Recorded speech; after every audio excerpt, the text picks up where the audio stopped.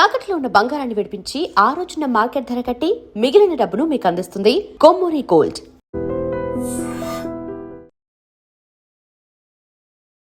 నమస్తే, welcome to I dream. నేను వలి. ప్రస్తుతం నాతో పాటు ఉన్నారు సోషల్ యాక్టివిస్ట్ కృష్ణకుమారి గారు. మేడంతో మాట్లాడతాం. మేడం నమస్తే. నమస్తే. జూబ్లీ హిల్స్, బంజారా హిల్స్ లాంటి ఏరియాల్లో నేపాలీ పని మనుషులు చాలా దుర్మార్గాలు చేస్తూ ఉన్నారు. మనం చూసాం. రిటైర్డ్ ఐఏఎస్ వినయ్ రంజన్ రే ఆయన భార్యని చాలా దుర్మార్గంగా నోట్లో గుడ్డలు వేసి చంపేశారు.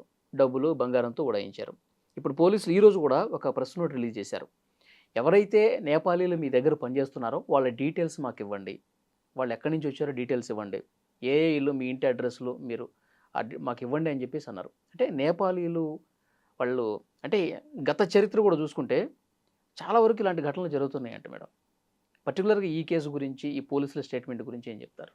ఒక రకంగానండి, ఒక 10 సంవత్సరాల నుంచి నేపాలీలు అందరూ కాదు, కొందరైనా సరే ఈ నేర ప్రపంచంలోకి రావటం మొదలైంది. అంతకుముందు నేపాలీ గుర్ఖాలు చాలా మంచిగా చేసేవాళ్ళు. అస్సలు వాళ్ళు వాళ్ళ ప్రాణం పోయినా సరే కాపాడటానికే చూసేవాళ్ళు. అవును. చాలా కాలనీల్లో వాళ్ళు వచ్చేసి వాళ్ళని ఎవరో అసోసియేషన్ల వాళ్ళు కానీ, కాలనీ ప్రెసిడెంట్, సెక్రటరీలు వాళ్ళు కూడా పెద్దగా జీతాలు ఇచ్చే వ్యవహారం కాదు. వాళ్ళే వచ్చి డబ్బులు అడిగేవాళ్ళు. ఎంత ఇచ్చినా తీసుకునేవాళ్ళు, వాళ్ళ కుటుంబాలను పోషించుకునేవాళ్ళు. మరి అలాంటిది ఇప్పుడు వాళ్ళల్లో కూడా బాగా భయంకరమైన నేర ప్రవృత్తి బయలుదేరింది కొంతమందిలో. ఈ అంతర్రాష్ట్ర దొంగల ముఠాలతో చేతులు కలిపి, పైగా వీళ్ళకి కొంతమంది పోలీసులు కూడా సహకారం అందిస్తారు. మామూలుగా పోలీసుల సహకారం లేకుండా ఈ నేరాలు అయితే జరగవు. నేను అది బల్లగుద్ది చెప్పగలను.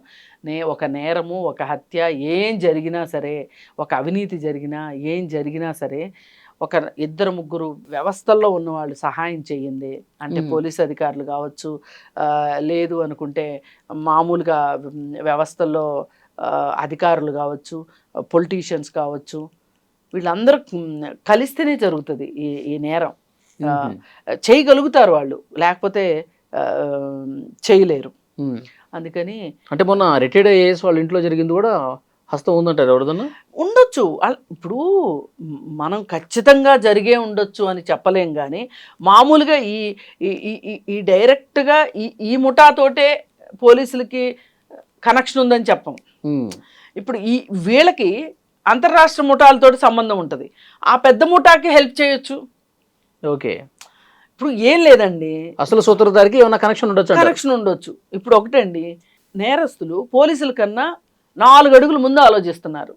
ఏంటి, ఇప్పుడు వీళ్ళు ట్రైన్ ఎక్కారని తెలిసింది.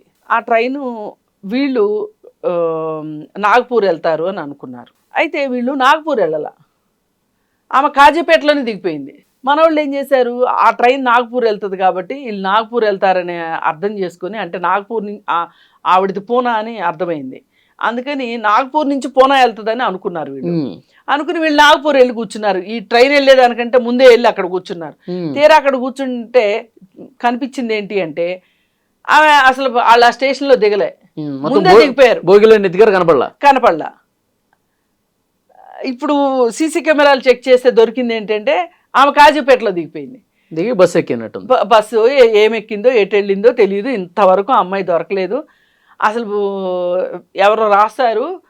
అసలు ఒకవేళ ఎక్కడెక్కడో ఎతుకుతారు కానీ హైదరాబాద్లో ఎతకరు కదా నా కోసం అని, ఆమె హైదరాబాద్ వచ్చిన ఆశ్చర్యపోకర్లేదు.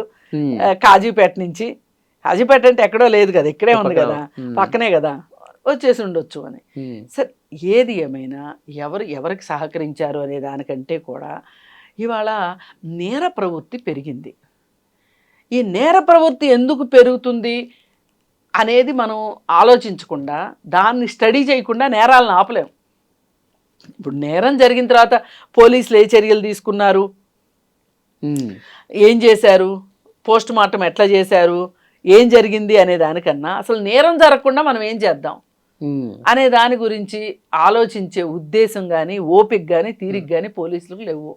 ఇప్పుడు సజ్జనార్ గారు ఒక స్టేట్మెంట్ ఇచ్చేశారు సింపుల్గా. ఏమన్నారు, నేపాలీ పని వాళ్ళు ఎవరింట్లో ఉంటే వాళ్ళందరూ మాకు అడ్రస్లు ఇవ్వండి, మీ ఇంటి అడ్రస్లు ఇవ్వండి, వాళ్ళ అడ్రస్లు ఇవ్వండి అని చెప్పి. ఇప్పుడు ఒక్కొక్కటి 2 ఆధార్ కార్డులు పెట్టుకుంటుంటే మన వ్యవస్థలన్నీ ఇంత అవినీతిమయం అయిపోతే ఇప్పుడు వీళ్ళకి పూనాలో తీసుకున్న ఆధార్ కార్డులు వీళ్ళకి రెండు ఆధార్ కార్డులు ఉన్నాయి. వీళ్ళకి దొంగ ఆధార్ కార్డులు తీసుకున్నారు. పైగా వీళ్ళు ఫోన్లు పట్టుకొని వెళ్తే వీళ్ళని ఎక్కడ సిగ్నల్ కనిపెట్టేస్తారు, ఫోన్లు ఇక్కడ పడేసి వెళ్ళారు. అంటే చూడండి పోలీసుల కంటే ఎంత ముందు ఆలోచిస్తున్నారు. ఇప్పుడు దృశ్యం సినిమాలు ఇవన్నీ సరిపోవు. ఇప్పుడు వీళ్ళని చూసి సినిమాలు తీయాలి రేపటి నుంచి. ఆ సినిమాలు చూసి ఇంకో దొంగలు నేర్చుకోవాలి. అందుకని పోలీసులు మట్టుకు ఏమి నేర్చుకోవట్లా. అది బాధ ఇక్కడ. ఓకే, అయితే మేడం ఇప్పుడు వాళ్ళు పని మనుషులు ఇట్లా చంపేసి మరి డబ్బులు దోచుకెళ్ళారంటే మామూలుగా అయితే ఎక్కడున్నా బయట జరిగితే అనుకోవచ్చు.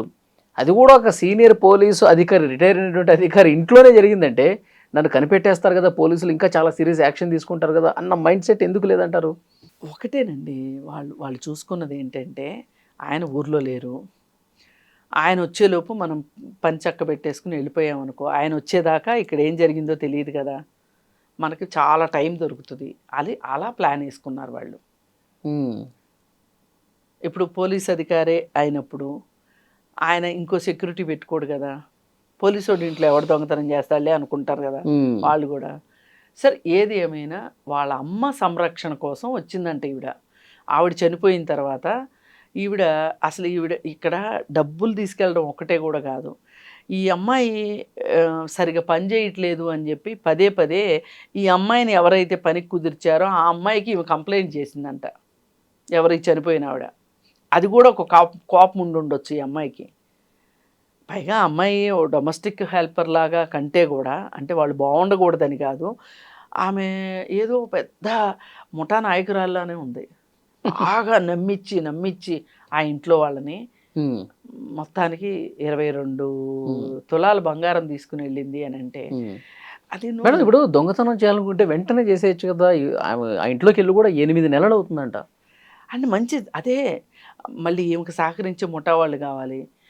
పూనా నుంచి పిలిపించింది ఒక గ్యాంగ్ని, వాళ్ళు మొత్తం రెక్కీ చేశారు. ఎట్నుంచి వెళ్ళాలి, సీసీ కెమెరాల్లో కంటపడుకోకుండా ఎట్లా వెళ్ళాలి ఏంటి అదంతా. ఎవరి నేర్పరితనం వాళ్ళకు ఉంటుంది కదండి, ఎవరు ముందు జాగ్రత్తలు వాళ్ళకు ఉంటాయి. కానీ మనం ఇంకొక కోణాన్ని మర్చిపోతున్నాం. అదేంటంటే సమాజంలో పేద ధనిక వర్గాల మధ్య వ్యత్యాసాలు పెరిగినాయి బాగా. ఇవాళ ప్రతి ఒక్కళ్ళకి డబ్బులు ఉన్న వాళ్ళు ఏ ప్రపంచం చూస్తున్నారో, డబ్బులు లేని వాళ్ళు కూడా ఆ ప్రపంచాన్ని చూడగలుగుతున్నారు ఫోన్ వల్ల. అలాగే ఒకప్పుడు ఇళ్లల్లోకి లోపలికి యాక్సెస్ ఉండేది కాదు పనులు చేసే వాళ్ళకి. ఇప్పుడు పనులు చేసే వాళ్ళకి లోపలికి బాగా యాక్సెస్ దొరుకుతుంది. వీళ్ళకి ఏంటంటే ఎక్కడ ఏమున్నాయి ఏంటి అన్నీ చూసుకుంటున్నారు. చూసుకుని పైగా ఇంకొకటి కూడా ఏం ఆలోచిస్తున్నారంటే, 2 మనుషులు ఉంటారు ఇల్లు లింగులు ఇటుకమంట, ఈ 2 మనుషులకి ఇంత ఇల్లు ఎందుకు, పిల్లలు చూస్తే అమెరికాలో ఉంటారు, ఈ ఇల్లు చాలినట్టు ఇంకో ఫామ్ హౌస్ ఉంటుంది, అది జాలినట్లు సిటీలో ఏదో పెద్ద భవంతులు ఉంటాయి, వాటికి రెంట్లు వస్తాయి. అసలు ఏం చేసుకుంటారు వీళ్ళు ఈ డబ్బులు? అంటే వీళ్ళ ఆలోచన విధానం ఎలా ఉంటుందంటే, ఈ డబ్బును మనం తీసుకున్నది కూడా తప్పు కాదు, ఎందుకంటే వాళ్ళకి చాలా ఉంది, మనకు లేదు. అంటే వాళ్ళు చేసే పనిని వాళ్ళు సమర్థించుకుంటారు. ఎప్పుడైనా వాళ్ళు చేసే పనికి వాళ్ళు ఎవరైతే బాగా సమర్థించుకోగలరో వాళ్ళే వెధవ పనులు చేస్తారు. నేరాలు ఘోరాలు ఏమైనా వాళ్ళే చేయగలుగుతారు. వీళ్ళకి ఇట్లా పని వాళ్ళకి మీరు అన్నారు ఇంతకుముందు యాక్సెస్ ఇంటి లోపలికి ఇచ్చేస్తా ఉన్నారు ఈ మధ్యకాలంలోనే, అది కరెక్ట్ కదంటారా? మరి బెడ్రూమ్లో సైతం వచ్చేసేసిన తర్వాత వాళ్ళకి ఎక్కడ ఏముందో తెలిసిపోతే ఈజీ అవ్వట్ల వాళ్ళకి. అది నేను అనేది. అంటే ఇక్కడ చూసుకోవాల్సింది ఏంటి అంటే, ఒక దొంగ వైపు నుంచి మనం ఆలోచించడం మొదలు పెడితే, అంటే దొంగని సమర్థించడం కాదు ఇక్కడ నా ఉద్దేశం, అసలు వీళ్ళు ఎందుకు దొంగలు అవుతున్నారు అని చూస్తుంటే ఇప్పుడు ఎవరికైనా ఏమనిపిస్తుందంటే, ఒక రాజకీయ నాయకుడు ఇంత సంపాదించుకుంటున్నాడు, ఒక పోలీస్ ఆఫీసర్ ఇంత సంపాదించుకుంటున్నాడు, మరి ఒక్కొక్క అధికారి ఇట్లా సంపాదించుకుంటున్నారు, ఈ వార్తలన్నీ పొద్దున్న లేసి సాయంత్రం దాకా ఫోన్లో చూస్తున్నారు వాళ్ళు. ఈయన మనమేనా చేతగాని వాళ్ళవి, మనకైనా డబ్బులు అవసరం లేనిది అనే ప్రతి ఒక్కళ్ళు ఈ ఈ వీళ్ళు కూడా ఎంతమందిని దోచుకుని ఇంత కట్టారు అన్న ఫీల్ అవుతారు వాళ్ళు. ఫీలింగ్ ఇంకోటి కూడా జరుగుతుంది. ఇప్పుడు వీళ్ళ పిల్లలు కానీ వీళ్ళ మనవాళ్ళు మనవరాలు కానీ ఎవరు ఇక్కడ ఉంటారు, ఫారెన్లో ఉంటారనుకోండి. ఇప్పుడు ఇక్కడ ఈ పని వాళ్ళతో ఉంటారు. వీళ్ళు ఉండేటప్పుడు పని వాళ్ళని వాళ్ళ అవసరాలు ఆలోచించి వాళ్ళని కాస్త మంచిగా చూసుకునే ఉద్దేశం కూడా చాలామందికి ఉండదు. అప్పుడు వాళ్ళని మనం డీల్ చేసే విధానం కూడా కొంచెం కాలాన్ని బట్టి మార్చుకుంటే ఇలాంటి నేరాలు అంటే మనం చాలా కింద డీప్ రూటెడ్కి వెళ్ళి మాట్లాడుతున్నాం. ఓకే, పైన చూస్తే వీళ్ళు నేరం చేశారు, వీళ్ళకి శిక్ష పడాలి, ఇంతే మాట్లాడుకుంటాం. వీళ్ళతో సైకోల్లా మారటానికి పరోక్షంగా యజమానులు కూడా కారణం అవ్వచ్చు అంటున్నారు కొన్ని సందర్భాల్లో. అలాగే ఈ డబ్బు పోగుపట్టం చూసారా? ఇప్పుడు మాకేమో మా పిల్లల్ని చదివించుకుంటానికంటే డబ్బులు లేవు, మేము హాస్పిటల్కి వెళ్ళాలంటే డబ్బులు లేవు, మాకు తినడానికి తిండి లేదు, ఎక్కడి నుంచో వచ్చి ఇక్కడికి వచ్చాము, ఉన్నాము. కంటి ముందు కనిపిస్తూ ఉంటుంది సంపద. అందుకని ఏంటంటే ఈ ధనిక భేద తేడాలు కూడా, పేద ధనిక అంతరాలు తగ్గితే మంచిది, లేకపోతే ఈ నేరాలు ఇంకా పెరుగుతాయి. Thank you very much.